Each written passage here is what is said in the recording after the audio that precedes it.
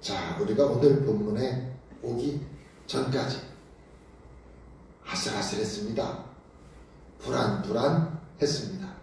그것은 느부갓네살 왕이 꿈을 꿨는데 자기 생각에 그 꿈의 내용이 정확하게 뭔지도 모르겠고 그 꿈 때문에 마음이 편치 않고 불길했던 것입니다. 왜 우리 그럴 때 있잖아요. 무슨 꿈을 꾼 것 같기는 한데 무슨 꿈인지 잘 모르겠지만 마음이 괜히 좀 그렇고 해서 뭐 누구한테 이렇게 전화해서 오늘 어디 뭐 차 조심하고 뭐 오늘 좀 잘 좀 다녀라 이런 얘기하고 막 그러는 것처럼 지금 느부갓네살 왕은 자기가 왕으로서 자기가 꾼 꿈이 혹시 나라의 앞으로 어떤 중요한 일에 대한 징조는 아닌지 이게 안 좋은 것은 아닌지 궁금하고 또 좀 불편하고 불안한 마음에 바벨론의 모든 박사, 술계, 지혜자 뭐 이런 사람들을 다 학자들을 모아놓고 얘기를 하는 겁니다. 내가 무슨 꿈을 꿨는데 그 꿈 좀 얘기해봐 그러니까 사람들이 다 말하기를 아니 무슨 꿈인지 꿈 얘기를 해 주셔야 그 꿈을 해석할 것 아닙니까? 왕도 그 꿈이 자기가 정확하게 뭔지 모르니까 아니 꿈도 맞춰보라고 그러니까 아니 우리가 어떻게 왕이 꾸신 꿈을 알 수가 있습니까? 나중에는 신하들이 화를 내잖아요. 아니 이렇게 말씀하신 적은 선왕 때 지금까지 이런 왕은 안 계셔서 이건 억지입니다. 우리가 이걸 어떻게 맞춥니까? 하다 되니까 이런 건 신들이나 알 수 있는 일이지 우리가 신입니까? 그 이야기는 자기들 신앙의 한계를 스스로 드러내는 것이죠. 다니엘은 알아냈잖아요. 하나님이 다니엘에게 지혜를 주시잖아요. 자,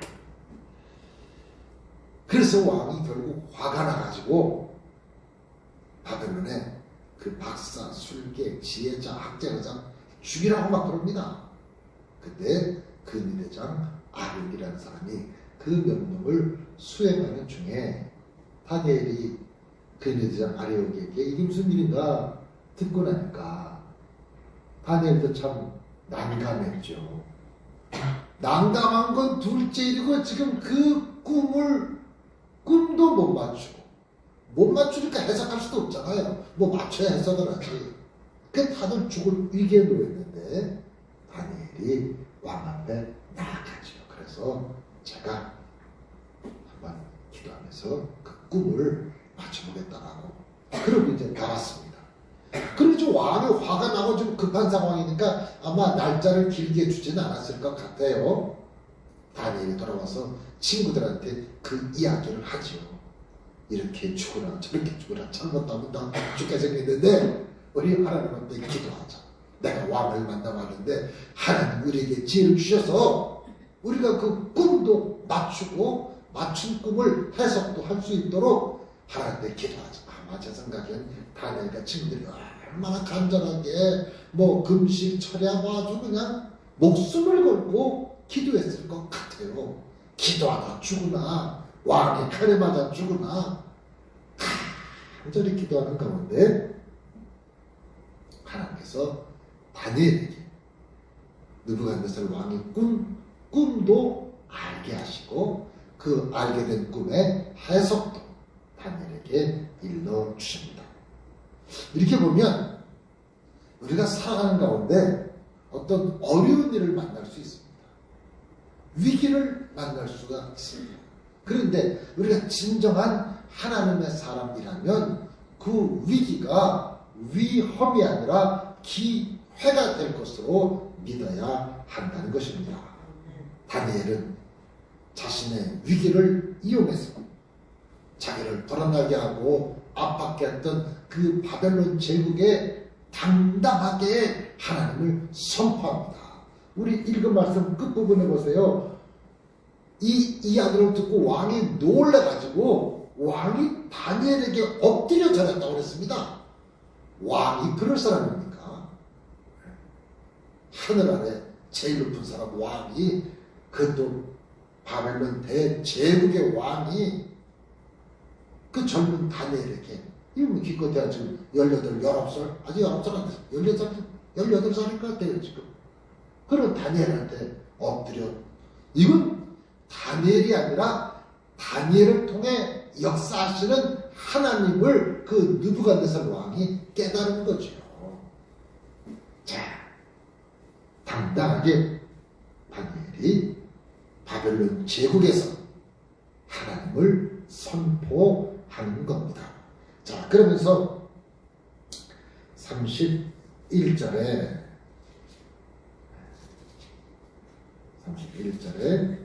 왕이요, 왕이 한 큰 신상을 보셨나이다. 큰 신상을 봤는데 아마 사람 형상을 한 동상 같은 그런 것을 봤나 봐요. 그리고 이제 이 동상에 뭐 어떤 부분은 뭘로 되어 있고 어떤 부분은 뭘로 되어 있고 뭐 이렇게 설명이 쭉 나오고 있습니다. 자, 이게 머리, 가슴, 팔, 배, 넓적다리, 다리, 뭐 발가락 이런 얘기들만 나옵니다. 자, 그러면서 이 각각이 세상의 제국들을 의미합니다. 여기 나오는 네 제국은 나중에 보면 다니엘서 7장에 네 동물 얘기가 나오는데 그 동물 얘기랑 이 네 나라 이야기가 비슷한 연관성이 있습니다. 이게 다 환상에 대한, 꿈에 대한 그런 이야기라 해석에 대한 좀 의견이 분분할 수도 있고, 이 다니엘서 또 요한계시록 이런 부분은 다 상징을 썼기 때문에 이게 뭐다라고 딱 이렇게 꼬집어 말하기보다는 이런 의미로 우리가 하나님 우리에게 이 의미를 통해서 주신 교훈을 생각해야 할 것입니다. 자, 그러면서 이 동상이 있는데 신상은 크고 광채가 찬란해서 사람들에게 위압감을 줍니다. 그러나 이 모든 신상, 세상의 모든 제국은 하나님의 주관 아래 있을 뿐입니다. 머리는 금이었는데 가슴으로 오니까 은이 되고 또 못이 되고 쇠가 되고 진흙이 됩니다. 그러니까 이게 내려갈수록 좀 안 좋아요. 금이었다가 은이었다가 못, 쇠, 뭐 진흙 이렇게 내려갈수록 안 좋아요. 갈수록 안 좋아요. 이런 거 보면 세상의 제국은 시간의 흐름 속에서 탁월해지기보다는 쇠락한다라는 것을 우리가 생각할 수가 있습니다. 그렇게 강력했던 나라들도 얼마 가지 못해서 그 나라가 망하고 다른 나라가 들어서고 한다라는 것입니다. 우리나라도 보면 어떤 나라가 망하고 나면 또 다른 나라가 들어서고 이런 일들이 있었던 것입니다. 자, 그러면서 제일 위에 순금으로 된 머리, 이게 이제 신상의 제일 위에 있었는데요. 이 순금으로 된 머리는 바벨론 제국을 상징합니다. 지금의 나라, 다니엘이 잡혀와 있는 그 나라 바벨론. 바벨론은 주전 612년에서 539년까지 세계를 제패했는데 이렇게 긴 기간은 아니었습니다. 뭐 100년 안 되는 그런 기간 동안 제패했었는데 금머리로 표현될 정도로 뛰어난 고대 문명을 가지고 있었습니다. 바벨론 제국의 문명은 상당히 뛰어났고 그 바벨론 성이 얼마나 광대했는가 하면 평야에 있는 사각형 대도시였는데 성의 둘레가 90km가 넘었다고 합니다. 그러니까 그 옛날에 얼마나 큰 성입니까? 성의 한쪽 면이 20km 80km잖아요. 그보다 더 넓은, 그러니까 엄청나게 큰, 여기서 20km면 저 잠실은 그냥 거기까지 갈 수 있습니다. 그러니까 이렇게 큰 성을 만들고 그 성이 엄청나게 좋은 시설과 여러 가지 문화적인 것들로 갖추어져 있었습니다. 성 전체가 90km가 넘었을 뿐만 아니라 100개의 청동으로 된 문이 있었답니다. 문이 100개. 그리고 그 성 앞에 왜 해자라고 그러는데요. 성 앞에 땅을 깊이 파가지고 물을 이렇게 강처럼, 그러니까 적군이 함부로 쳐들어오지 못하게 성 앞에 물로된 이 지역 해자라는 것을 만들어서 성을 보호하는 겁니다. 그리고 성은 오늘날의 이 빌딩 비슷한 구조를 이렇게 만들고 그 건물 위에도 정원을 만드는 그런 놀라운 문명을 보여주고 있습니다. 그리고 이 도시의 중앙으로 유브라데스 강이 흐르고 있었습니다. 역시 옛날 고대 문명 지역은 강과 밀접한 관계가 있고 세계 대도시들은 또 강을 다 끼고 있습니다.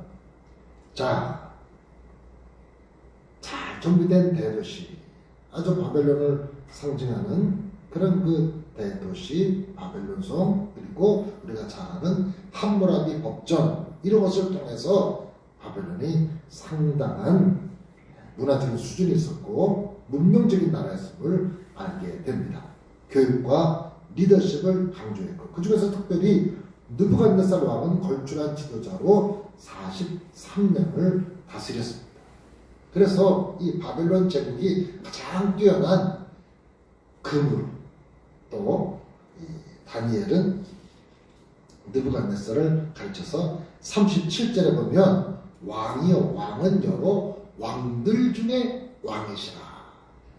왕이 많이 있어도 느부갓네살 왕께서는 왕들 중에서도 왕이시라고 그렇게 축해서면서 칭찬을 해주시고 하늘의 하나님이 나라와 권세 영광과 능력과 영광을 왕에게 주셨다라고 이야기를 하고 있습니다. 순금으로 된 머리, 이것이 첫 번째 바벨론 제국입니다. 자, 그런데 그 바벨론 제국이 망하게 됩니다. 두 번째, 은으로 된 가슴. 자, 가슴과 두 팔은 은이라 그랬습니다. 32절에 보면 가슴과 두 팔은 은이다. 은으로 된 나라는 두 팔을 가지고 있는데 메대와 페르시아 제국입니다. 바벨론의 뒤를 이어서 근 200년 넘도록 세계를 제패한, 200년이면 긴 기간이죠. 이 제국을 만들었는데 처음에는 메대와 페르시아 두 나라가 합해서 제국을 이루었는데 페르시아가 강해지면서 메대를 삼켜가지고 그냥 페르시아 제국이 됩니다. 이 페르시아 제국에는 유명한 왕이 있는데 고레스라는 왕이 있습니다. 이 고레스는 관용 정책을 펴서 많이 넓은 그 영토를 가지고 많은 나라를 식민지로 삼고 다스렸지만 관용 정책을 베풀어서 많은 이들이 그 자기네 나라로 돌아갈 수 있는 이런 정책들을 폈습니다. 페르시아는 바벨론보다 더 오랜 기간 지속되었고 페르시아 제국의 자부심, 관용의 정책을 펼치면서 정복한 나라의 백성들과 모든 시민들에게 자유와 혜택을 주었습니다. 세 번째, 노수로 된 배와 넓적다리, 점점 밑으로 내려가죠. 또 금에서 은, 은에서 이제 노시 됐습니다. 이 노수로 된 배와 넓적다리는 바벨론, 페르시아를 이어서 헬라 제국을 상징한다고 볼 수 있습니다. 헬라 제국은 주전 333년에서 주전 63년까지 로마 제국 직전까지 약 270년 동안, 긴 기간이죠, 세계를 제패합니다. 이 헬라 제국에는 전설적인 왕이 있는데 바로 알렉산더 대왕입니다. 이 알렉산더 대왕은 아주 젊은 나이에 22살의 왕 위에 올라서 33살에 죽습니다.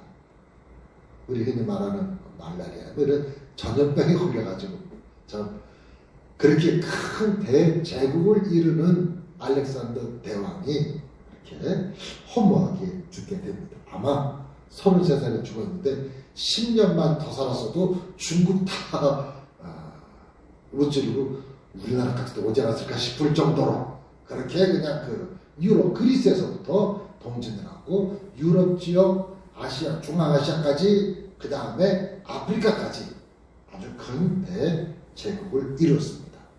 이런 그 알렉산더 대왕의 강력하고 잔인하고 무서운 신속함을 표범에 비유해서 나중에 보면 나타내고 있습니다.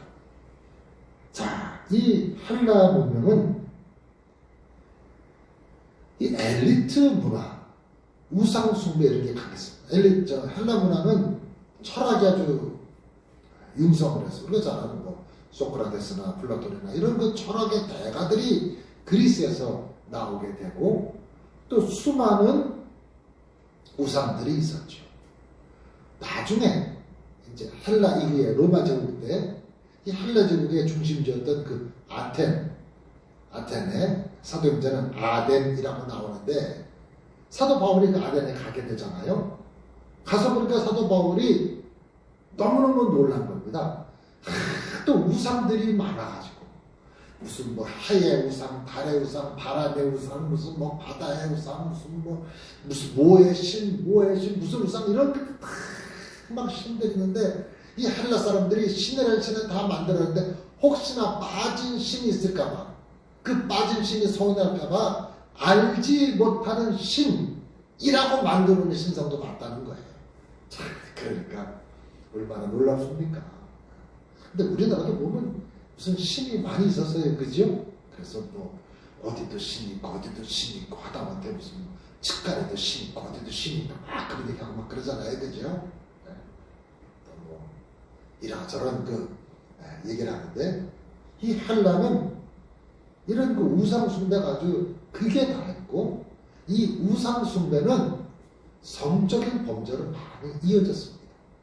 그러니까 우상 숭배로 성적인 범죄로 이어지고 특히 거기서 유통되는 고기 이런 것들은 우상의 제사와 관련된 그런 제의와 연결된 고기들이 유통되니까 그래서 예수님 부활 승천 이후에 그 초대교회 사람들이 이 고기를 먹지 않는다라고 말했던 이유가 고기들이 되게 우상의 제사에 드려졌던 그러니까 그 고기가 불편한 거죠. 이게 다 제사에 드려졌고 거기에 무슨 의식과 이런 것들이 들어있었기 때문에 담겨 있으니까 싫었던 것이죠. 헬라 제국은 우상 숭배가 크게 당했고 또 이 귀족 중심의 문화가 대란해서 이 종들 이런 하층 사람들의 힘들었던 것이 아주 많은 사람들에게 고통을 주었습니다. 그리고 이 엘리트주의에서 좀 귀족들은 좀 장애가 있거나 좀 불편한 아이가 태어나면 죽이는 경우도 있었다고 합니다.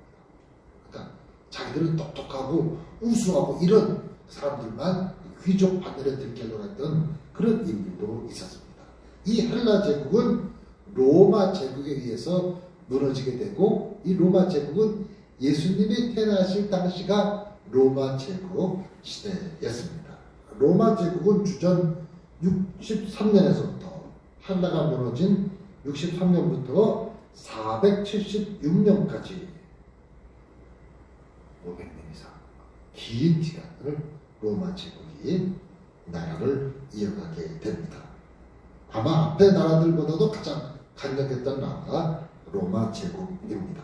그래서 오랜 기간 유럽, 아시아, 아프리카 지역을 다스렸습니다. 지중해 전체가 로마 제국 안에 들어있었던 그 지중해 큰 바다가 로마 제국의 호수가 닿던 그런 시대였습니다. 이 로마의 큰 권세를 가지고 있었음을 열불로 나타내고 있고 이제 다니엘서 7장 가면 그런 모습이 나오는데 강력한 힘을 바탕으로 해서 모든 길은 로마로 그런 말이 나올 정도로 우리나라는 웬만하면 모든 길은 서울로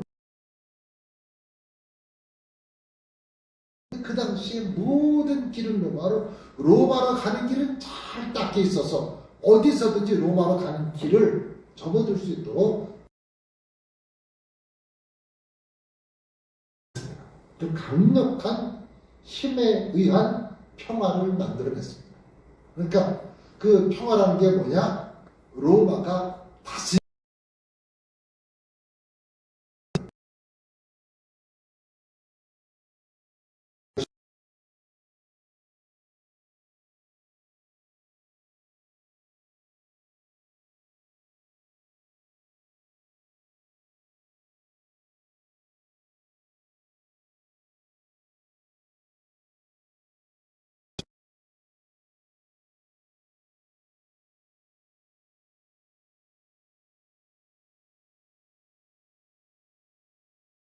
유럽 전체가 EU, 그래서 유럽 연합으로 그 국기도 만들었잖아요. 이렇게 별 동그랗게 이어지는 파란 그.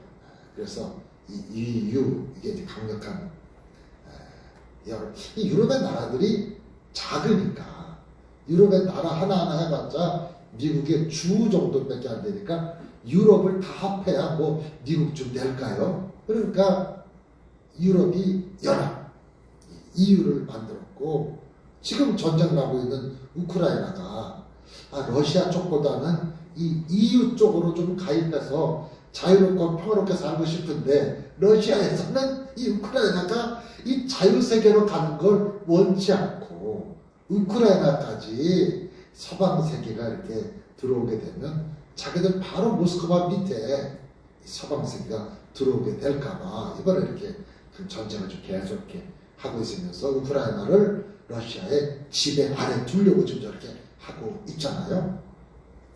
자, 어떤 사람은 이 열 발가락이 유럽연합이다라고 말하는 사람들도 있는데, 로마 제국 이후에 어떤 그 강한 나라들을 열 발가락으로 생각할 수가 있습니다. 그런데 이 모든 것들을 34절에 보니까 손대지 아니한 돌이 나와서, 한 돌이 나와서 신상의 쇠와 진흙에 발을 쳐서 부서뜨리며 발이 부서지니까 발뿐만 아니라 그 위에도 다 무너져 버리는 겁니다. 그래서 지금까지의 모든 이 순금으로 된 머리 바벨론, 은으로 된 가슴과 두팔 메데 페르시아, 노수로 된 배와 넓적다리 헬라 제국, 쇠로 된 다리 로마 제국, 그 다음에 그 이후에 있던 모든 나라들이 다 이 돌이 와서 뜨인 돌. 우리는 이것을 이제 예수님의 어떤 그 영적인 나라, 하나님의 나라라고 생각을 하게 되지요. 그래서 세상의 모든 나라의 권세들을 다 무너뜨리고 하나님의 나라를 이루게 될 것을 상징적으로 표현합니다. 여기 돌은 건축자의 버린 돌이 모퉁이에 머릿돌이 되었다라는 것을 생각날 정도로 그런 강력한 돌이 나와서 세상의 모든 권세, 강하고 힘있고 이런 것들을 다 무너뜨린다라는 겁니다. 자, 이렇게 하면서 이 모든 것들에 대한 이야기를 하면서 앞으로 장래 이러이런 일들이 일어날 것이다. 그런 것을 다니엘이 느부갓네살 왕에게 이야기하면서 45절 손대지 아니한 돌이 산에서 나와서 쇠와 녹과 진흙과 은과 금을 부서뜨린 것을 왕께서 보신 것은 크신 하나님이 장래 일을 왕께 알게 하신 것이다. 이 꿈은 참되고 이 해석은 확실합니다. 이렇게 다니엘이 이야기를 합니다.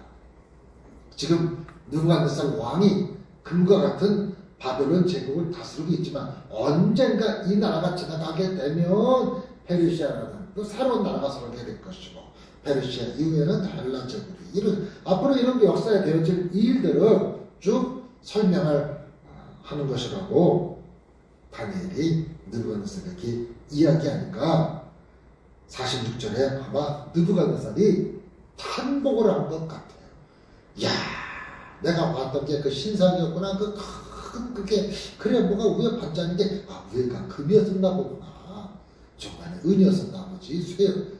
이걸 다 이제 잘 몰랐던 것이 확신하게 되고 그것에 대한 해석을 듣고 나니까 느부갓네살이 왕이 엎드려 다니엘에게 절하고, 참 있을 수 없는 일. 어떻게 보면 느부갓네살이 다니엘에게 절하는 것이 아니라 느부갓네살이 다니엘을 통해 역사하시는 하나님에게 그가 경배를 한 것이지요.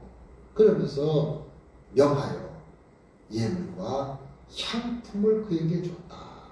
그 옛날에 참 저런 향품이 향기 나는 게 참 귀했나 봐요. 우리 같으면 뭐 향품보다 뭐 금 같은 걸 좋을 텐데 옛날 사람들이 향품을 향유, 향품 이런 거, 또 그 이 감미식품 이런 게 참 귀했었나 봐요. 예전에는 소금도 이렇게 귀했댔잖아요. 예전에는. 그래서 그런 그 예물과 향품을 다니엘에게 주게 됩니다. 그러면서 47절 다니엘에게 이르되 너희 하나님은 참으로 모든 신들의 신이시고, 그러니까 다른 건 신이 아니라는 거죠. 그까짓 건 신도 아니다 말이에요. 신들의 신이시고 모든 왕의 주제시로다. 내가 능히 이 은밀한 것을 나타내었으니 내 하나님은 또 은밀한 것을 나타내시는 이시로다.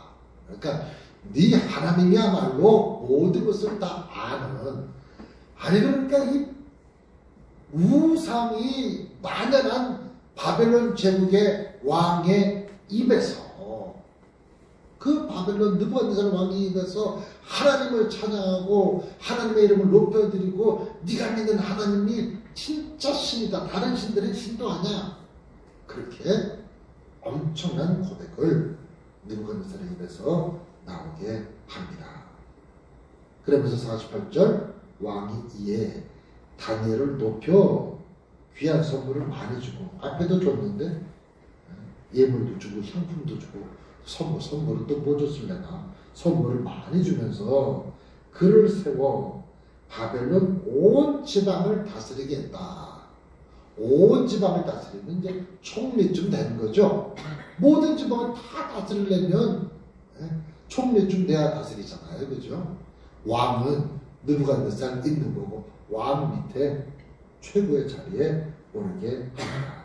그러면서 바벨론 모든 지혜자의 어른을 삼았다. 그러니까 어떻게 보면 이 모습을 바벨론의 모든 고관 대작들이 싫어하지 않겠습니까?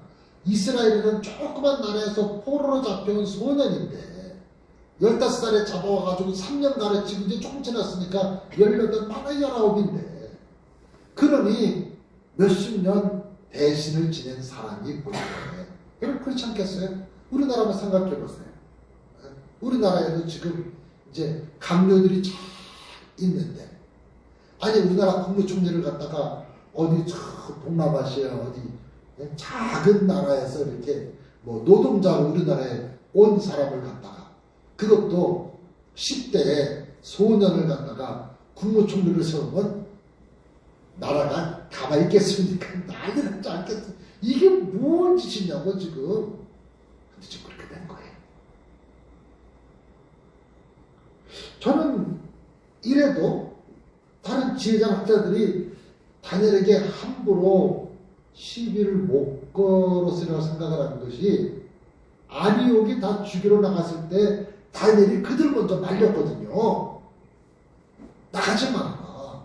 내가 왕의 꿈 해석할 테니까. 그거 다니엘이 그냥 모른 척 가만히 두고 있으면 그들의 장에 나가서 다 막 처단할 텐데, 그걸 다 말렸으니까 그 지혜자들, 이런 학자들이 다니엘에게 고마운 것을 가지고 있는 거죠. 이야, 저 사람이 나이가 어린데도 참 우리를 살리고 귀 여긴 거를, 그러니까 그 바벨론의 모든 지혜자들이 그 어린 다니엘을 경쟁자고 시기의 대상으로 삼았다라기보다는 좀 특별한 사람이구나, 신적인 지혜가 있는 사람인가 보다, 저 사람에게 역사하시는 그 신의 힘을 우리가 잘 받아서 우리가 저 사람을 도와서 나라를 잘 이끌어야겠다, 이런 생각을 하게 한 거죠. 만약에 다니엘이 이렇게 총리가 됐는데 장관들이 다 싫어요. 아니 어디 근본도 모르는 사람이 총리가 돼가지고 뭘 안다고, 회의할 때마다 총리께서 나라를 뭘 안다고 그러십니까? 내가 지금 장관 10년째인데 20년 이렇게 나오면 다니엘이 뭘 할 수 있겠습니까? 이거 보면 참 다니엘이 지혜자의 어른이 될 만한 지혜가 있었고, 생활의 모습이 겸손하고 온유한 이런 모습이 필요한 것 같아요. 세상을 살면서 성도들이 인간관계 속에서 다른 사람을 불안하게 하거나 위협하거나 서로 안 좋은 관계로 살아가는 것이 아니라 모든 사람과 화평하고 화목하고 누구에게나 다 친근하게 지낼 수 있는 그런 사람이 되어야 것이죠. 또 다니엘이 의리가 있어요. 자기만 높은 지위에 올라간 것이 아니라 자기 친구들 셋 있잖아요. 충북기도 했던 세 친구, 그 사람들을 갖다가 왕이 또 다니엘의 요구대로 사드락과 메삭과 아벤느고를 세워 바벨론 지방의 일을 다스리게 하였다. 그러니까 지금 다니엘은 국무총리가 되고, 알아요. 사드락은 서울시장, 메삭은 경기도지사, 뭐 이렇게, 인천광역시장, 뭐 이런 식으로 이렇게 이 주변에 이렇게 바벨론 지역을 다스리는 지방장관이 된 거지요. 그러니까 우리로 말하면 광역자치장이 돼서, 그러니까 총리와 그 사람들이 또 연합해서 일을 하면 잘할 수 있지 않겠습니까? 참 지난 시간에 아주 느부갓네살이 꿈꿔가지고 막 화를 내가지고 우리 모두를 불안하게 했는데, 오늘 말씀은 그렇게 우리가 살아가는 가운데 이해하기 힘든 어려운 일이 있을 때에는 하나님의 기쁘신 뜻이 있구나. 이런 일이 아니면 포로로 잡혔던 다니엘이 총리 대신에 올라갈 수가 있겠습니까? 요셉이 그 감옥에 들어갔어.